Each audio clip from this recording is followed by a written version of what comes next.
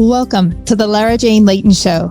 This podcast is for you, the person who keeps putting others first. Your self-talk has held you back. You no longer need to take a second seat. Let's explore ways to overcome self-doubt. You can silence that inner bully voice and achieve your full potential. Here's your host, Lara Jane. Hello, friend. I'm so excited to have Sweta here with us. She's my new best friend this week. And she and I were sitting down chatting just before we pushed record. And I'm like, all right, I have a new soul sister. This is like the most brilliant thing ever. And what I found is, at least what we're going to talk about is embracing your natural brilliance. Now, okay, don't go saying I'm not brilliant. Yes, you are. We are all brilliant. There are brilliant flyers. There are brilliant swimmers. There are brilliant climbers. You do not need to compare yourself to other people. And Sweta's here to help us go through and go, I have natural brilliance and I can shine it. All the information about her is in the show notes, along with all the links that we're going to talk about and her special little caveat that she's going to share with us that I haven't learned yet. So I'm so excited to have you here. Thank you for joining us, and tell our friend how we can embrace our natural brilliance. Well, I just want to say I'm so happy to be here. And that was a brilliant intro, pun intended. And yes, I love how you started with, our immediate reaction is I'm not brilliant. And it's reminding me of this story of when I went from being kind of trying to be the best kind of employer, the best person, trying to be successful, to embracing my own brilliance. And just how uncomfortable it felt. I remember I was starting my journey of being a coach and starting to be more visible and kind of share my thoughts and ideas in the world. And I had a coach friend, and we would connect on a weekly basis. And I remember just that I'm brilliant came in, like it just dropped in one day while I was on a hike, and I shot a video of me being so joyful and having fun, sharing about my book. I had just published a book, and I was salsa dancing in the video. And I said, and I'm so brilliant. I wrote this book in 2 weeks. And I shared it with my friend, and she came back with kind of my worst fears of that sounds so egocentric. And it held me back for some time, because I think that's the message that we all get, especially women, that we shouldn't be too shiny. We shouldn't be too joyful. And so if you're feeling uncomfortable about just even the idea of embracing your brilliance, I do want to offer a little bit of a reframe around it. And what's helped me, even though after having that experience, to continue to embrace my own brilliance and that of many people that I work with, it's an interesting thing, which is a brilliance. I always think of a diamond. A diamond is meant to shine. And we are embracing our brilliance. It's not about us. And so that attention can feel uncomfortable. I really believe that all of us have natural talents, natural gifts. You all have a story of something that you've gone through that has helped you become who you are.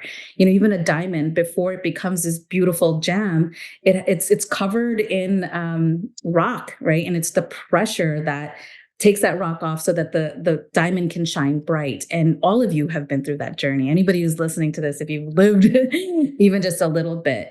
And it's about honoring like what you've gone through and who you are, and sharing that so that it serves other people. So it's about us, but I'd like to think of it more as it comes through us than it being about putting a spotlight in who we are, and how who you are, what you've gone through can serve other people. So just like, that's one way to embrace it. It's just having a different reframe on embracing your brilliance. What I was thinking about when you were saying that was, that brilliance and that unego, and that friend that said that's your ego. Like, what? To me, ego is when I am trying to be better than somebody else. I am better. But being brilliant doesn't make you better. It makes you your own unique self. And so when we look at I'm sharing my natural brilliance, that is confidence. That's not competition.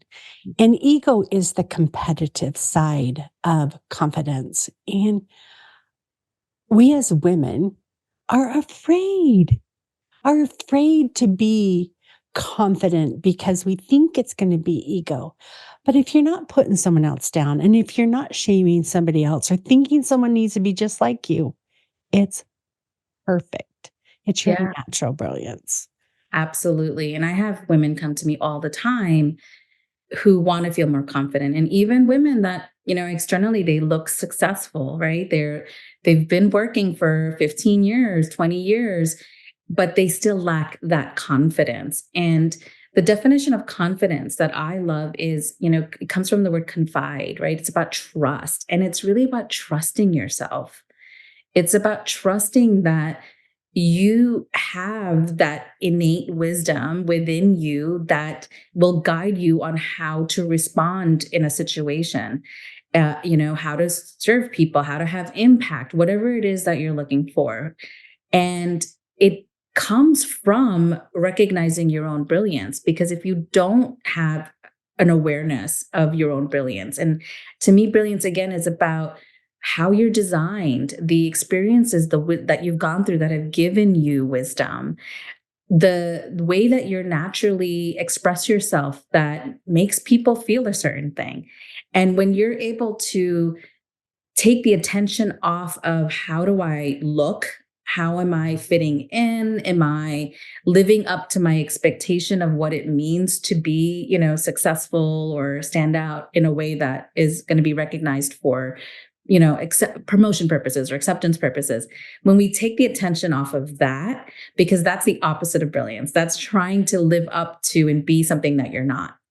And instead, we put the attention inward and we look at, okay, so you have many experiences throughout the day. And whether it is at work or whether it is parenting, I know that there's moments where you've walked away from a situation, whether you're aware of it or not, that you were being in your natural brilliance and you felt it. So you walked away from maybe having a conversation at work or giving a presentation. And for some reason, you've allowed yourself to do it your way. And you walked away with this like, wow, I really feel like I made a difference. Your energy feels lighter, your body feels more relaxed versus, trying to prepare and do a PowerPoint, get it perfect so that you can impress someone. And then you walk away just second guessing yourself, right? Or even in parenting, right? Like I have a son and I know there's moments where I feel super connected to him and I'm like, oh, I made the right decision. And I can tell his body's relaxed, he's opening up, he's sharing more with me. Versus other times where I'm like, I'm thinking I need to make him behave a certain way. And this is the way that I need to do it to make him behave that way. And I feel stressed, it never works. He feels stressed, right? And the difference between those two situations is being in your brilliance versus not. But very few people take time to actually look back and reflect on what choices did I make? What parts of myself did I express that created that more relaxed, connected outcome versus that performance, that left me feeling insecure. And so I have this framework called Natural, and you can find the link in the show notes. But it goes through, each letter has a different acronym and stands for a different thing. And N is notice your narrative, which is take time to actually reflect on those situations and give language to the A's articulate your values, articulate your value of who was I being, what was I doing that created more of that relaxed, connected outcome that I wanted versus that, again, that pushy, like unsuccessful situation. And when you start to do that, you start to kind of integrate that and you start to own it, you start to embrace it more. And then when you are looking for relationships or connections or jobs, or you can lean on it and say, oh, this is my gift. This is the thing that I really do naturally. Like I have a friend and a colleague who is always feeling insecure at work because everybody has Ivy League degrees and they're, just very strong, confident women, very masculine, or, which we tend to, there's a stereotype that means that displays confidence. And she's more relaxed, she's more fun going, and her natural brilliance is that when you're around her, you feel comfortable. She just creates a space where people feel comfortable.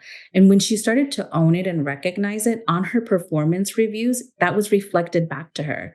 You just make this place feel better. The team feels better when you're around. I mean, how amazing is that? I, you know, I love that because there are people that don't add stress to your life when you're at work, that you go there, even though they might be giving you assignments and stuff, you don't feel the stress of it because they really tune into you, and when we were talking about this brilliance thing and we're talking about the swimmers and the flyers and stuff, I was thinking, sometimes the accountant doesn't feel brilliant because he can't market or he Mm, can't sell. The salesman doesn't feel brilliant because he can't do the accounting or he can't market. And when we are trying to be something we're not, you don't feel brilliant. But we don't have to do it all. Pick your one thing of brilliance and shine and let it be there. You do not have to master them all because that's why we have such a wide range of people. If yes. everyone was the CEO, we'd all just want to be showing the company how well it was and the bookkeeping wouldn't get done. Yes, maybe he went through those steps and did that one time in his life, but in that role, that's not his job anymore. And it's embrace you and your brilliance and let your job shine without worrying about, oh, they're going to fire me because I'm not an accountant and I don't know how to balance this spreadsheet or put a spreadsheet together. It's okay. You don't have to. You Yeah. just have to be willing to give it the effort you need to get it done because a bird can get in the water and catch a fish and come back out, but he's not flying in the water. You can dip your toes in, but fly. Be Yes. you. Yes. One of my favorite quotes is humility is not thinking less of yourself, but thinking of yourself less. And I feel like that's what you're speaking to. Instead of Yes. comparing yourself and looking at other people and saying, I don't have that, recognizing that we're all designed uniquely because we're meant to be an ecosystem that supports one another, like you were saying. We don't want everybody to be a CEO. Can you imagine if we only had birds, and we didn't have fish, right? What would that do to the planet? But that's not how work culture has been designed. The message that we get. And so it's not your fault if you're doing this.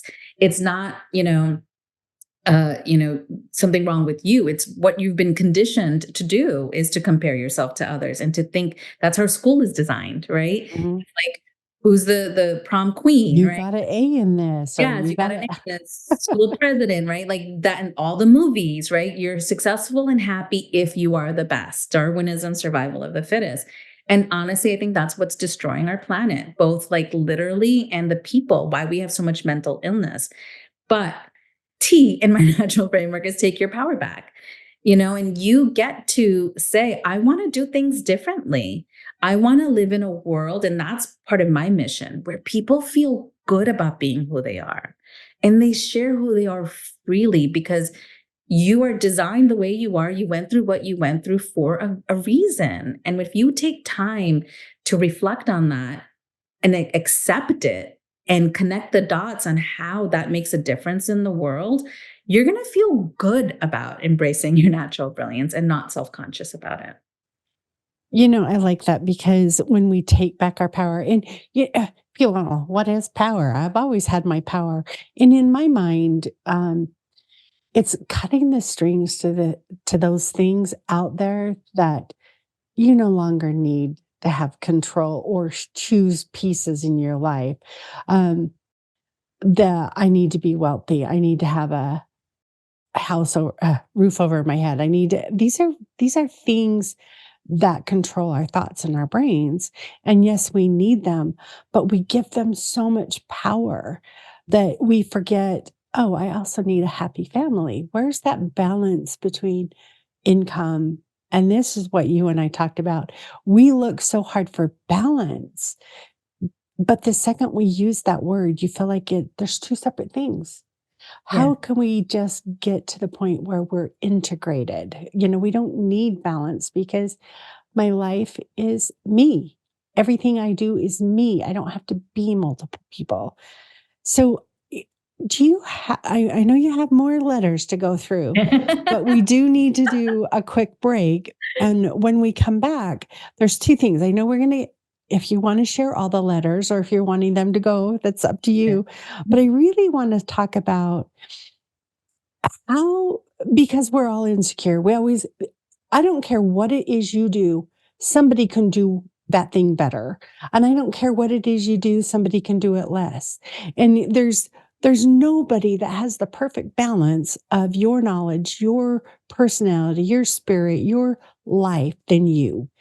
And how do we get our friend that's here with us today to help understand their own natural brilliance and come to identify it and accept it? So we'll be right back. This podcast is sponsored by Lara Jane Coaching. You know you're ready to silence your inner bully voice. Let Lara Jane support you with coaching. To schedule an introduction call, go to larajanelayton.com. All right. Help us to know, because I talk to you and I talk to other people, and it's like there's so many people that want so bad to know who they are, that it's a fight, it's a climb, and it shouldn't be that hard.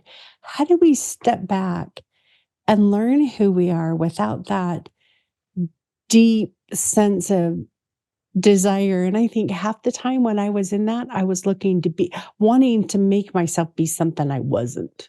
Right. Yeah.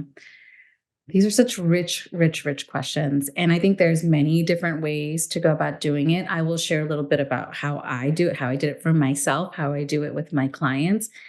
I think the number one thing is to give yourself permission to just pause and slow down and take a holistic look at your life and ask yourself the question of, what do I care about?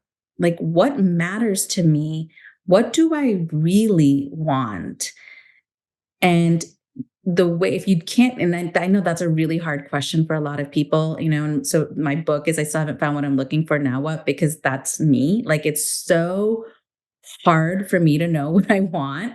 And I think many women experience this because we have basically been conditioned to live for others.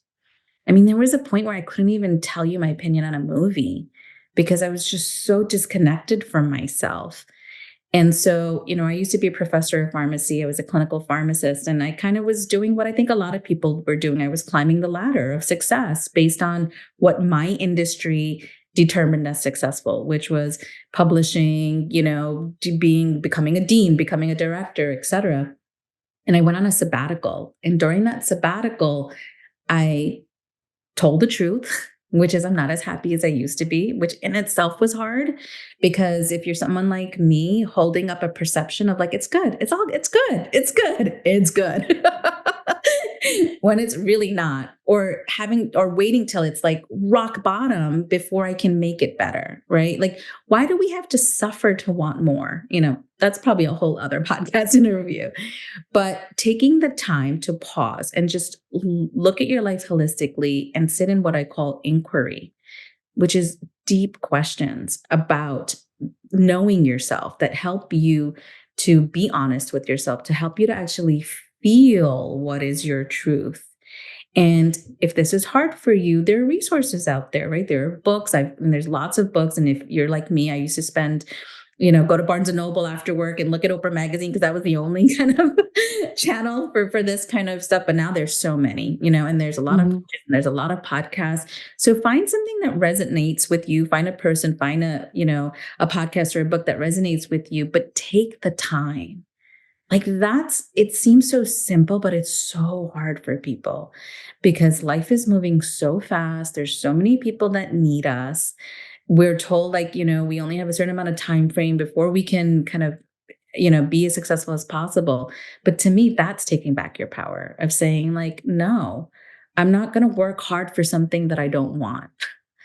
I'm going to pause. Right. gonna like actually reflect on what really lights me up. What are those examples that I gave you? Those very specific situations where I walked away actually feeling good about myself. How do I give language to what was going on there? So then I call it your data, and use your data deliberately, then to design what you want.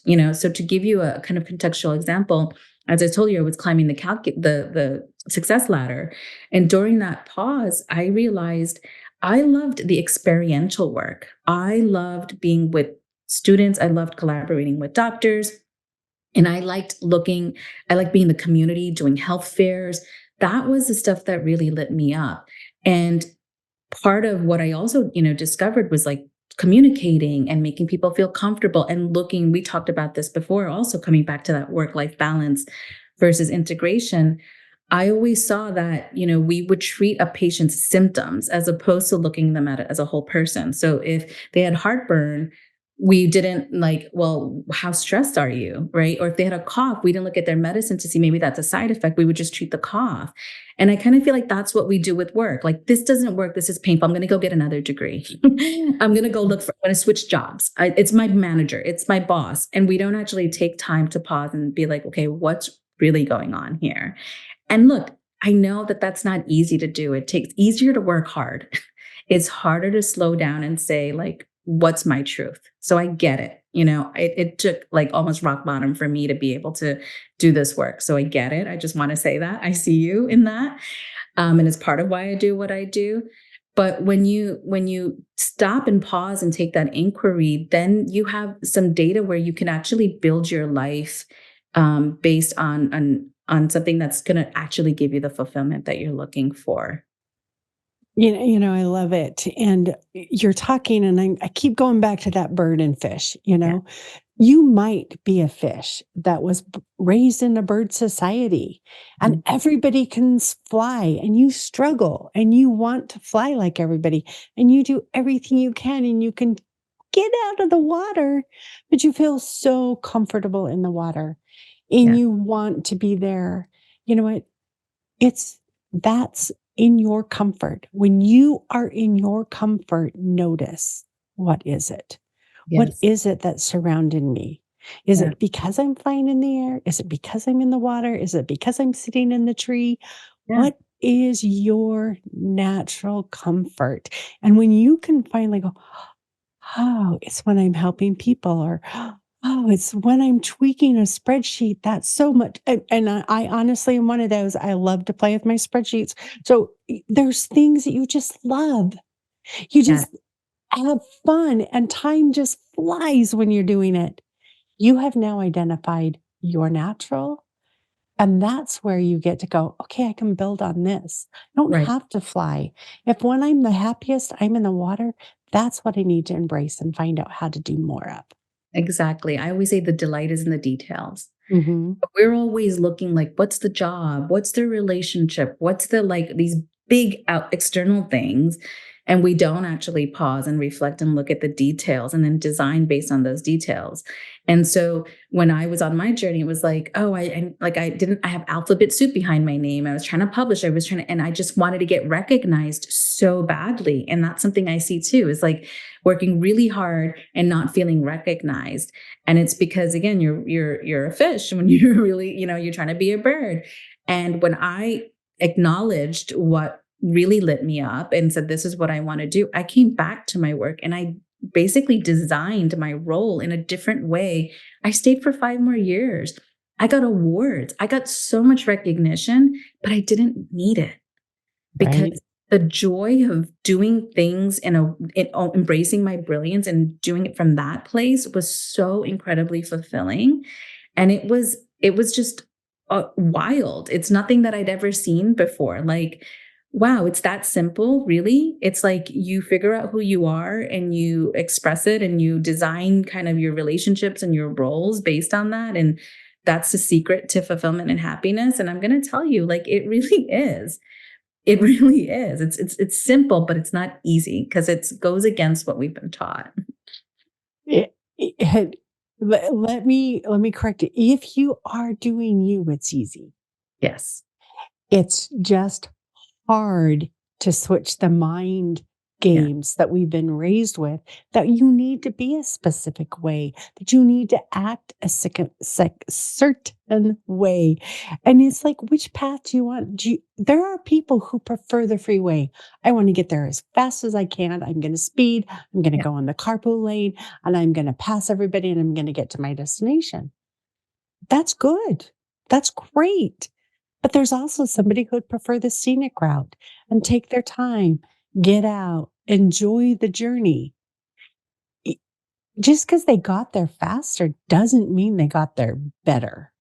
Yes. When you embrace your path and your journey, it's right for you. Yeah. So you're speaking to something that I think is really important that I just really want to name here, which is it's about the what, but it's also the how. That's really important. So I have like this worksheet that I give to my clients, and it has like, what are all the different, how have you spent your day in the last 2 weeks, last month? And then it categorizes it. Like, was it mind, body, soul oriented? Was it fast? Was it slow? Was it alone? Was it with other people? It's like really getting into the nitty gritty of your preferences. And that, like, it's mind blowing when you see it, because like I always thought I was extroverted, and I was like, oh my God, I actually am both. I need a lot of introverted time. It's something that I never acknowledged. I remember even, going to college, like I always thought like I need to be this big university. I ended up going to a private school, and that was really good for me because I like intimate community. But it's like what I thought I should like versus what was genuinely true for me. And when you get that data and you're able to articulate it, so even at work, like I can say now, I'm an external processor, right? Just even having that language, I like to talk things out so that I can hear myself. So then when I'm with my husband, I have to tell him I'm external processing. I don't want any advice. I don't want any reflection. I'm just external processing so I can hear my truth. How empowering is that? To know that about yourself. That goes back to your A, when we start articulating and trying to pick those words that really empower us to be our unique self. And I want to remind you, our friend, you are the most brilliant you that there is. There is not another you. There is not another anything. And when you can love your unique balance of strengths and weaknesses, and we do that because we live in a duality world. There's no strengths, there's no weakness, there's just differences. But you feel that way. And when you can settle on, this is my unique integration of who I am, you become truly you. And learning to articulate that for me was, as I learned to speak the right words, or the words that felt good to me, is when I changed. When I changed the way I projected externally to others, I changed my internal processing. Absolutely. And I just want to recognize that where you are and where I am, for somebody who's listening, for our friends that are listening, that can feel like far away and really scary. And so I want to share with you an exercise that I did that on my 37th birthday that changed my life. I was working with someone, and she asked me to make a list. And this is a great place you could start, because expressing yourself to other people, that might feel really intimidating. And it was literally to make a list of 20 things. Okay, that felt like a novel at that time, of things that you're proud of. And just keep going, just keep writing, And so when I did it, the first page was all external accomplishments. And then I started to notice these other things that changed, which was like I was patient with my son, or I yelled at my partner, but I didn't beat myself up afterwards, because I recognized that I was unseen or something, right? It shifted like what I thought I should be proud of versus what truly actually made me proud. And when I work with my coaching clients, the first thing we start off with is, one is, what's your vibe? That's my question I always ask them. And the second question is, what were your glimmers since the last time we met, and why? And so the glimmers are moments that, like I described, that made you feel excited, that made you feel relaxed, like whatever is the feeling you're starving for, right? That made you feel contented, that made you feel rested. And recognizing those moments, those moments are what build the life of that we're wanting, of self-acceptance and self-love and self-expression, and as opposed to those kind of big external titles, or being on TV, or having social media following, or whatever, are the different kind of labels that we've that we thought would determine our happiness. I love it. So we're talking about reflection and really learning how to identify who you are to you, and learning that authenticity. And we've talked about, just really um, being articulate and taking back your power. And what is that narrative that I tell myself? And as we sit in these things, you don't just think it once. You need to, you might be different. I had to really sit with it day after day after day as I contemplated and I reflected, what is it that I don't like about my current situation? What is it that I do like about my current situation? How do I share that with other people? How do I cut the strings of those things that are pulling me into the sky when I need to be swimming? Where is that thing that we need to find and cut off? And so I'm listening to you, and it's like so brilliant of, this natural brilliance is an amazing topic, and I'm so glad that you have it and you're bringing it up. But did you want to share the rest of the letters, or did you want them to follow your link? I think they can go to the link, and take a look at it. I don't want to overwhelm, people. And you can start off with one letter, like look at the letter and say, like, which is the one that really speaks to you?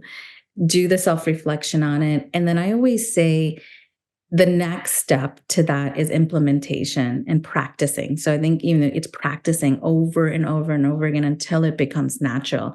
And I really believe in titration. So, if what you're working, like, for example, I remember one of the things that I was working on was speaking up.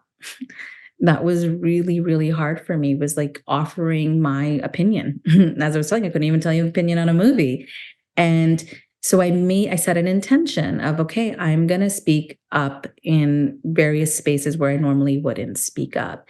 And you want to start small. So like, I'm not going to go speak on a stage in front of like hundreds of people to go from like being silenced to that.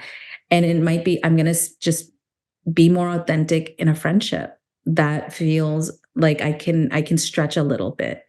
And you want it to be uncomfortable, but you don't want it to rock your nervous system. Like, don't put stress on yourself and be like, okay, now I'm going to be my brilliance. Go small and be intentional with what are the areas that you've identified are parts of you that are your brilliance that you want to express more of. And then, like, what's the next way that I can share this in a way that feels like a stretch, but not overwhelming? I love it. And so if we just pick one letter, and I love to start with the narrative, and that's the first part of natural is really, Yes. what am I telling myself? Yes. And how am I telling myself? Am I telling myself I'm an idiot? Am Yes. I telling myself that I may not know the answer, but I can look it up and I can become informed? Am I telling myself I got this? What is your internal self talk? And what are you telling yourself? Because that narrative, until you identify how you are communicating with you, you can't change the way you communicate with others, because you've got to communicate from your heart when you start to get to that next step of articulation. So if Yeah. you can't identify what the narrative, how do you change it? Yeah, I mean, that's such a great place to start. I remember a long time ago, I started, going to yoga class, and I got to a yoga class late. And I said, I'm such an idiot. I just said it out loud because I made a mistake while getting there, and I, made a wrong turn. And I remember the faces that make the yoga studio, but their faces of like, how could you talk to yourself so harshly? And I was like, wow, like, it's such a common thing we say all the time, right? But the damage that it does. And think about, like, would I want my child to talk about himself this way? Would I, and it opened up the door to my inner perfectionist Mhm. who was terrified of ever making a mistake, you know? And so you start to connect the dots on like, oh, why this is, you know, self-awareness. And if you can be not judgmental and just see it as data, I'm just taking data, right? Do I want to be a perfectionist? No, because it stresses me out. It doesn't make me feel good. Okay, then I can get to the origin of what caused it. And then how do I take my power back? How do I articulate the value that I really want, which is I want to be kind to myself and to others, you know? And so it's like a, you know, graduated kind of steps of getting to deeper awareness and deeper acceptance. And then, and that acceptance, then you shine, you really start to shine in the world in a way that's truly like all of you, right? Like Mhm. no bad parts, all of you. Well, and I love, going way back to when we first started talking of, really understanding the you, the communication, and don't push we're all going to hit rock bottom in one area or another. Mhm, Thank goodness when I say I hit rock bottom, mine was emotional. Mine wasn't physical. We all have a different rock bottom. And I'm going to bet every one of us has hit that and come back up bouncing strong because mhm. that is you, my friend, are in a working environment. You have balanced or integrated your home life, your work life, your relationships, your friends, and you are successful, you may feel like you're not doing it all. You may feel like you have more to give. But when you sit back and you take and change your self talk and you set your priorities and you identify what makes you happy, Mhm. then you know how to focus your life. It's not change your life. It's just focusing on Uh, other areas that make you shine. You don't yeah, have to change. You are you. You are uniquely who you should be right now, today. It's just you're focusing on things that aren't making you happy. exactly. That's shining that light on your brilliance as opposed to the parts where you feel like you're not measuring up. 'Cause that it gives you a whole new gives you a whole new experience of how you're being in the world. It's amazing.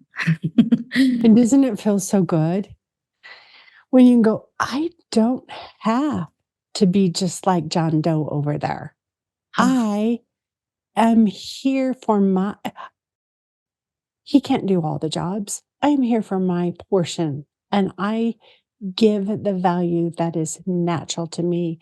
And George over there may be saying, oh, I can't keep up with Lara Jane, or I can't keep up with Sweta. I can't. He is brilliant in his area. And the second you're trying to be like somebody else, you're going to feel less than. And so absolutely. it's identifying your greatness, your Yes. brilliance. Yeah. And so much of it is in your body, you know? So Mhm. pay attention to when you're having exchanges. Like, and this is another exercise I have to do with my clients is, you know, an energy tracker of like when you're doing a task, when you're doing something, like rate your energy. How did you feel after it? You know, how did you feel during it? Did your energy go up? Did your energy go down? And that gives you so much information, you know. And I've had people that have shifted just how they operate at work. They don't change their role, they don't change anything. They just, oh, I love like, and it's really funny because I'll do this in groups too in leadership development. And you know, we have some people who like you because we think everybody hates what we hate, everybody loves what we love. And so that's right. And there would be some people who are like, I love putting a PowerPoint together, you know, and another person because and I love, you know, the way they would express it is I feel like I'm telling a story, you know. And so their brilliance is storyteller, and you see that in the way they do their PowerPoint. When they're talking to executives, they tell a story. And that's the thing that I love about brilliance, because it's who you are, and it shows up in all circumstances and situations. And again, when you're able to name it, then you can design your experiences as opposing to have to change your circumstances. But then you also, in this situation, you get to see like other people like, I hate doing PowerPoint, right? Like my brilliance is in, you know, um, kind of uplifting the women on my team by, speaking into them and, sharing, reflecting back their gifts, et cetera. So it's really amazing when you start to, what my definition of power is like, we think that the power is about controlling, but to me, it's about creating. It's about creating new experiences without necessarily having to change your circumstances. I love that. You can keep going without changing the circumstances, but it's the way we respond to them, right? It's our response that matters and how we internalize it. And just that process is fun enough. Definitely. Do you have any last minute words of wisdom you would like to share with our friend today? I just would love for anybody who's listening to this, if you're resonating with this and you're feeling like, yeah, I want to like feel good about being brilliant. I want to know what my brilliance is. Or I just want to feel brilliant. I just want to feel brilliant. Yeah. I really start with giving that attention to yourself. So put the attention back on you. Make your exchanges about you and noticing what feels good. Take time to reflect. On my website, you can download my ebook for free, and it's all 21 questions. It has a lot of inquiry in it. I'm sure Laura has lots of resources as well, or other people that have been on this podcast. Whoever you resonate with, just take some time to put attention on yourself. I love that because we do forget to take care of ourselves. We're so busy putting on the mask on everybody else that, oh, I forgot mine. And it's just, we're with sometimes our personal growth and success is an afterthought because we're so busy taking care of everybody else. So thank you so much for joining us. Friend, I am not a medical or mental professional. I am here for entertainment purposes. We're people who have been there and done that. And we know what rock bottom is to us. We know that it's possible to turn around. And we're here to support you out of any rock bottom or prevent you from getting there anytime you want. So thank you. Have a wonderful day and stay tuned for the next episode. Are you tired of waking up exhausted? You are not alone. If you're looking to take your life back, let's start with the simple step of adjusting your self-talk. Stay tuned for the next episode with your host, Lara Jane. Remember to follow the show so you don't miss a next simple step that you can use to feel more confident. And please leave an honest review.